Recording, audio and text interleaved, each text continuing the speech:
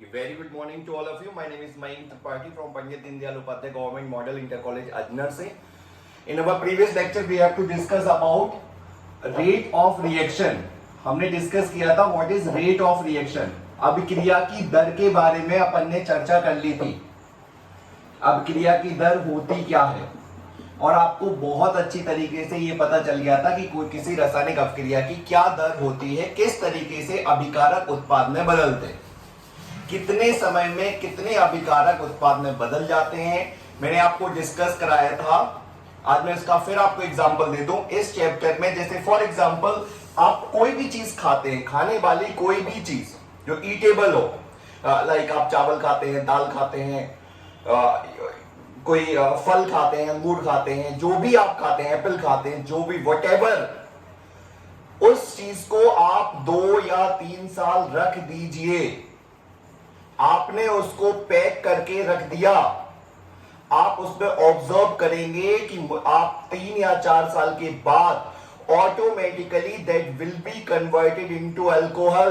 वो अपने आप अल्कोहल में कन्वर्ट हो जाएगा, उसका फर्मेंटेशन हो जाएगा और फर्मेंटेशन के बाद that substance will be converted into alcohol. The ultimate product is alcohol. आप अल्कोहल बन जाएगा.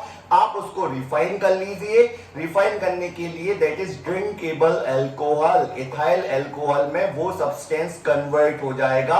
ईदर इट इज स्टार्च, चाहे वो स्टार्च हो, ईदर इट इज कार्बोहाइड्रेट, चाहे वो कार्बोहाइड्रेट हो, फ्रक्टोज हो या कोई भी ईटेबल सब्सटेंस हो. The ultimate product is alcohol. अब जिस प्रोसेस में 3 या 4 साल लगते हैं, आप सोचो वाइन इंडस्ट्री जिस प्रोसेस को, जिस अल्कोहल को बनाने में 3 या 4 साल लगते हैं, अगर हम उसको किसी तरीके से कोई ऐसा तरीका ढूंढ लें कि वो 1 या 1.5 साल में ही बन जाए. भाई कोई फसल आपकी 6 महीने में प्रोडक्ट करती है, अगर उसका प्रोडक्शन 6 महीने में होता है, आप उसको 3 महीने में बना दो, आपके पास तो पैसे की भरमार हो जाएगी. भाई कोई चीज का टाइम के बिफोर टाइम अगर आ जाए, अगर आपका सिलेबस मान लीजिए 6 महीने में कन्वर्ट होता हो और अगर 4 महीने में कन्वर्ट कर लो, डेफिनेटली यू विल सक्सेस, कोई डाउट ही नहीं. तो इस पूरे चैप्टर में हमें समय के साथ किसी रासायनिक अभिक्रिया को ही देखना है. जैसे अल्कोहल अगर 3 साल में फर्मेंटेड हो रहा, 3 साल में उसका प्रोडक्शन हो रहा, वो आप 1 साल में उसको कर लीजिए. कुछ ऐसे तरीके हैं जिससे किसी रासायनिक अभिक्रिया की दर को बढ़ाया जा सकता है. उसका पहला तरीका, आप किसी भी रासायनिक अभिक्रिया की दर को टेम्परेचर के साथ बढ़ा सकते हैं बाय इंक्रीजिंग टेम्परेचर. उसको आप फ्रिज में मत रखिए, उसको आप फ्रिज में मत रखिए, सर्दियों से थोड़ा दूर करिए, गर्मियों में रखिए.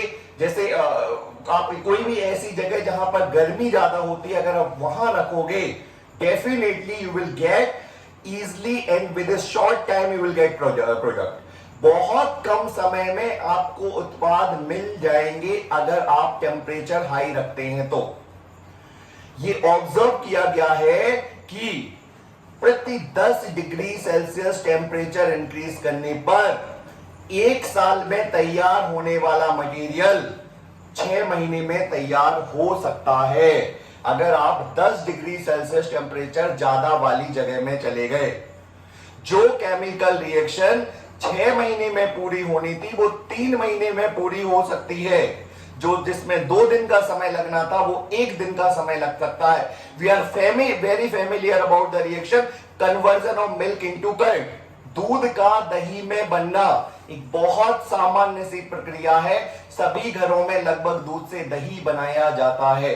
क्या हम कभी दूध को उसमें मट्ठा मिला के या दही मिला के कभी क्या उसको फ्रिज में रख देते? कभी नहीं, क्योंकि अगर आपने उसको फ्रिज में रख दिया, हो गया वो तो कन्वर्ट, पिटाई अलग से होगी. दूध को दही में कन्वर्ट अगर आपको करना है, आप उसको सामान्य से तापमान में रख दीजिए, जहां पर नॉर्मली जहां पर कुछ ज्यादा ठंडा ना हो. Definitely it will take short time. इसमें कम समय लगेगा, आपका समय बचेगा और जल्दी दूध दही में कन्वर्ट हो जाएगा. और भी ढेर सारी ऐसी केमिकल रिएक्शंस हो सकती हैं. So what is the effect of temperature on rate of reaction? Temperature will increase rate of reaction very easily and each 10 degree Celsius rise in temperature may double the rate of reaction. प्रति 10 degree Celsius तापमान बढ़ाने पर अभिक्रिया की दर दुगनी हो जाती है। अगर 10 डिग्री सेल्सियस पर दुगनी हुई तो 20 डिग्री सेल्सियस पर 4 गुनी, 30 डिग्री सेल्सियस पर 8 गुनी, यानी आप टेम्परेचर बढ़ाते जाइए, अब क्रिया की दर बढ़ती रहेगी। So temperature will be directly proportional to the rate of reaction. Temperature rate of reaction के क्या वेरी करेगा? डायरेक्टली वेरी करेगा रेट ऑफ रिएक्शन। फर्स्ट कोई प्रॉब्लम हो गई नहीं, पहला फैक्टर आपको बहुत आसानी से समझ में आ गया होगा। दूसरा आपके साथ कंसंट्रेशन, अभिकारकों की सांद्रता, अभिकारकों की सांद्रता, कंसंट्रेशन ऑफ रिएक्टेंट, अभिकारकों की सांद्रता, कंसंट्रेशन ऑफ रिएक्टेंट। आप रिएक्टेंट की कंसंट्रेशन जितनी ज्यादा रखेंगे उतना जल्दी प्रोडक्ट बनेगा भाई, उतना फास्ट रिएक्शन होगी। आप सोचो कि जब आप पानी में शक्कर घोलते हो, आप शक्कर ज्यादा सी डाल दो, चम्मच से घुमा दो, घूम जाएगी, जल्दी घुलने लगेगी। पानी मिलाते जाओ, शक्कर मिलाते जाओ, घुलती जाएगी। आप ये सोचो पानी नहीं मिलाना हमें तो शक्कर बस मिलाना, घोलते रहो, जिंदगी भर घोलोगे नहीं घुलेगी, कम और बल्कि बहुत स्लो रेट से घुलेगी। रिएक्टेंट की कंसंट्रेशन बढ़ाने से, if you increase the concentration of reactant, you will get faster will be the reaction। आप अभिकारकों की सांद्रता बढ़ाइए, रिएक्शन फास्ट होगी, डेफिनेटली होगी। अभिकारकों की सांद्रता के साथ भी rate of reaction directly very करेगी। एक तीसरा फैक्टर है, ये बहुत इंपॉर्टेंट फैक्टर है, सबके साथ यूटिलाइज होता है, हर किसी की जिंदगी में यूटिलाइज होता है। स्वभाव, अभिकारकों की प्रकृति, अभिकारकों की प्रकृति, नेचर ऑफ रिएक्टेंट। भाई चाहे आप टेम्परेचर बढ़ा लो, चाहे कुछ कर लो, लोहे में जंग लगा के दिखा दो तब माने।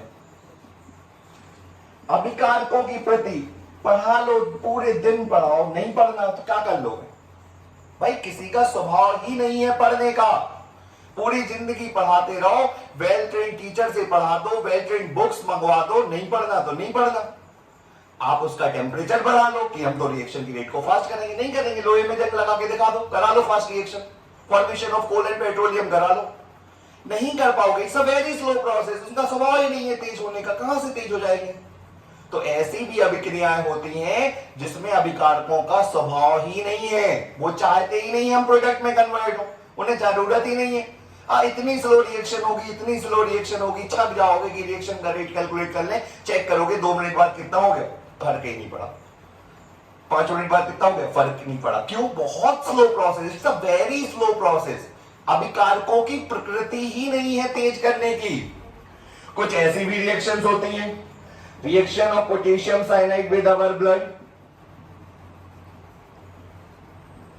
कैल्शियम ऑक्साइड की रिएक्शन वाटर के साथ। आपने पोटेशियम साइनाइड से भीगी हुई उस नेडल को किसी बॉडी में कर दिया इंजेक्ट, जिसे अपन इंजेक्शन कहते हैं, इंजेक्ट कर दिया बॉडी में, भेज दिया, चाहे जिस टेम्परेचर पर करा लो, चाहे जो रूम टेम्परेचर रख लो, कम रख लो, ज्यादा रख लो, सर्दियों में करा लो, गर्मियों में करा लो, माइक्रो सेकेंड में रिएक्शन होनी है। देखते ही देखते वो व्यक्ति का ब्लड कोगुलेट हो जाएगा, जम जाएगा पूरा का पूरा ब्लड। और अगर पूरा का पूरा ब्लड उसका जम जाएगा तो वो टेस्ट भी नहीं बता पाता कि what is the taste of potassium cyanide, वो तो पता ही नहीं इवन किसी को, बिकॉज जिसने इसको टेस्ट किया वो माइक्रो सेकेंड के अंदर ही इस मृत्यु लोक से स्वर्गलोक नरकलोक जैसे उसके कर्म होंगे वहां पहुंच जाएगा। कैल्शियम ऑक्साइड, क्या आप इसमें कुछ देखते हो? चूना जो ये नॉर्मली रिएक्शन है, जो कैल्शियम ऑक्साइड एक चूना होता, उसमें जैसे ही हम पानी, लाइम स्टोन जो मार्केट से खरीद के लाते हैं, उस लाइम स्टोन में आप पानी मिलाओ, आपको चेंज ही नहीं करना कि हम गर्मियों में कर रहे हैं, सर्दियों में कर रहे हैं, कोई इफेक्ट नहीं है उसमें, टेम्परेचर का कोई इफेक्ट नहीं है उसमें, कुछ ज्यादा कंसंट्रेशन का, तुरंत होनी है वो रिएक्शन, फास्टर है रिएक्शन। तो उस अभिकारकों का स्वभाव ही है, ये एक मेन फैक्टर हमेशा वर्क करेगा, हर जगह वर्क करेगा। अभिकारकों का स्वभाव ही है कि अभिक्रिया तेज होनी चाहिए, तो faster will be the rate of reaction. तो अभिकारकों कुछ रिएक्शंस फास्ट होते हैं, इसमें आप क्या पॉइंट बनाओगे? इसमें आप लिखोगे there are lots of reactions which are slower and faster, it depends on the nature of reactant। कुछ अभिक्रियाएं बहुत फास्ट होती हैं, बहुत तीव्र गति से होती हैं, कुछ अभिक्रियाएं बहुत स्लो होती हैं, मंद गति से होती हैं। ये अभिकारकों की प्रकृति पर निर्भर करता है कि वो फास्ट कर रहे हैं या स्लो कर रहे हैं। Doesn't depend on temperature and also does not depend on the concentration of reactant. So ये तीसरा फैक्टर आपको मिल गया, अभिकारकों की प्रकृति पर, टेम्परेचर पर, सांद्रता पर। जब जब टेम्परेचर इफेक्ट करता है, भगवान ने कहा है गीता में, जब जब तापमान का प्रभाव होगा तब तब दाब का भी प्रभाव होगा। दाब का प्रभाव, इफेक्ट ऑफ प्रेशर, ये हमेशा होता है। जब जब इस पृथ्वी पर तापमान का प्रभाव बढ़ेगा उस समय पर दाब का अवतार होगा और दाब का प्रभाव भी बढ़ेगा। जो इफेक्ट टेम्परेचर करेगा, just opposite effect of pressure. Temperature का कहीं भी किसी भी केमिकल रिएक्शन पर आप अप्लाई करके देख लीजिए, टेम्परेचर का इफेक्ट का जस्ट अपोजिट होता है इफेक्ट ऑफ प्रेशर हमेशा। अगर कोई टेम्परेचर किसी रिएक्शन को बढ़ा रहा है तो प्रेशर उसी की रेट को डिक्रीज करेगा। और ये ज्यादातर दाब का प्रभाव किस पर होता है? गैसियस रिएक्शन पर। अगर अभिकारक गैस है तो दाब का प्रभाव ज्यादा होगा, और अगर ठोस या द्रव है तो उन पर कोई खास प्रभाव नहीं पड़ता है। एक और इफेक्ट है, fifth, surface area. Surface area, अभिकारकों का जो सरफेस एरिया होगा, सतह का क्षेत्रफल, पृष्ठ क्षेत्रफल इसको हम कहते हैं। आप सोचो, एक नमक के टुकड़े को और पिसे हुए नमक को आप सेम अमाउंट, ये मान लीजिए नमक का टुकड़ा 10 ग्राम का है तो 10 ग्राम आप पिसा हुआ नमक ले लीजिए। किसका सतह का क्षेत्रफल ज्यादा होगा?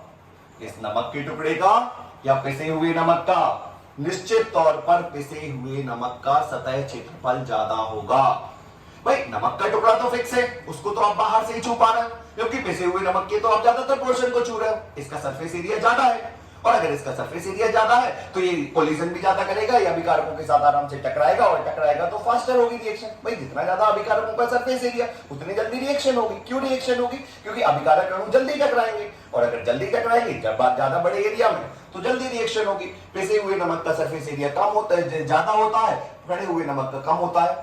अब यहां आपको तुलना में क्या हो रहा था, दिमाग में आपने बैठा रहता, पिसा हुआ नमक तो बड़ा है, इसका तो सरफेस एरिया बड़ा होगा, ये छोटा सा टुकड़ा तो वो छोटा सा नहीं है बेटा, 50 ग्राम उतना ही लेना है, तभी माना जाएगा कि हाँ उतना सरफेस एरिया है। इक्वल अमाउंट में आप कन्वर्जन कर रहे हो, आप 50 ग्राम पिसा हुआ नमक ले रहे हो, 50 ग्राम का एक टुकड़ा, या 10 ग्राम पिसा हुआ नमक 10 ग्राम का टुकड़ा, तब आप पाओगे। एक तरबूज ले लो आप, वाटरमेलन, तो वाटरमेलन का सरफेस एरिया कम होता है, लेकिन उसको काट दो तो उसका सरफेस एरिया बढ़ जाता है, बिकॉज ये एरिया भी उसमें शामिल हो जाता है। और टुकड़े कर दो और सरफेस एरिया बढ़ेगा। किसी भी चीज के अगर टुकड़े कर दिए जाए, उसका पूरे अमाउंट का सरफेस एरिया अगर आप ऑब्जर्व करोगे तो हमेशा ज्यादा होगा। और आपने ये भी सीखा, जितना ज्यादा सरफेस एरिया होगा उतना फास्टर रिएक्शन होगी। Very last topic is ultraviolet radiation. Ultraviolet radiation, ये ध्यान रखो, इनके पास सबसे ज्यादा ऊर्जा होती है। अल्ट्रावायलेट रेडिएशन स्किन पर पड़ जाए तो स्किन कैंसर जैसी समस्याएं हो जाती है। क्लोरीन जैसे एटम भगे पड़ते, जैसे क्लोरीन की सरफेस पर अल्ट्रावायलेट रेडिएशन पड़ती है, इनमें लड़ाई हो जाती है, ब्रेकअप हो जाता है। ब्रेकअप होता है, क्लोरीन अपना इलेक्ट्रॉन, दूसरा क्लोरीन अपना इलेक्ट्रॉन, तो ये फास्ट कर देता है रिएक्शन अल्ट्रावायलेट। क्योंकि क्लोरीन ये किसी का भी ब्रेकअप कराने में सक्षम है, तुरंत उसने ब्रेकअप कराया, तुरंत दोनों को लड़ा दिया, और लड़ा दिया अल्ट्रावायलेट रेडिएशन ने। इसलिए अपने अपने अल्ट्रावायलेट रेडिएशन को समझाओ कि कोई बीच में अल्ट्रावायलेट रेडिएशन ना आए, क्योंकि अल्ट्रावायलेट रेडिएशन के आने से तुरंत ब्रेकअप होगा, नए प्रोडक्ट बनेंगे। तो अल्ट्रावायलेट रेडिएशन भी किसी केमिकल रिएक्शन की रेट को बढ़ा सकता है। Thank you so much, bye bye, tata, see you.